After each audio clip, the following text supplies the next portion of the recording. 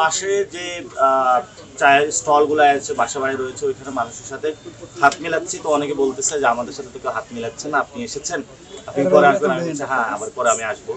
আবার অনেকে দূর থেকে এসে আমাকে জড়ায় ধরতেছে, বলতেছে তোমাদের জন্য আমাদের দোয়া রইলো। আবার অনেক পাস করে ফেলছো, অনেকে হলো আজকে দেখেছেন যারা খালাম মা আপা ছিল বাসা থেকে এইভাবে দিচ্ছে, হাত নাড়ানাড়ি করতেছে, আমি বলতেছে জয় হবে জয় হবে। ঢাকা শহরের তো একটু গুরুত্বপূর্ণ এলাকা, এখানে তো অনেক ধরনের সমস্যা আছে, নাগরিক সমস্যা।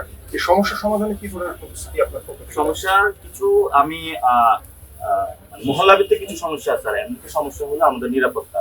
দেখেন এখানে সাম্য হত্যাকাণ্ড হয়েছে, শহীদ ওসমান হাদি হত্যাকাণ্ড হয়েছে। এখন এখানে যদি নিরাপত্তাটা থাকতো এই ধরনের হত্যাকাণ্ড হতো না। 2 নম্বর হলো এখানে গুলিস্তান মতিঝিল কেন্দ্রিক অনেক ব্যবসায়ীরা রয়েছে, ক্ষুদ্র এবং মাঝারি ব্যবসায়ী।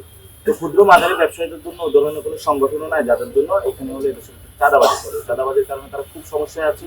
ইনশাল্লাহ আমরা তাদের পাশে দাঁড়াতে চাই। আরেকটি হলো এখানে গভর্নমেন্ট যে অফিসটা আছে ব্যুরোক্রেসি, এখানে হলো দুর্নীতি হচ্ছে। আমরা এটা ডিজিটালাইজেশন করে দিব। বিদ্যুতের সমস্যা আছে, গ্যাসের সমস্যা, আমরা এগুলো সমাধান করবো।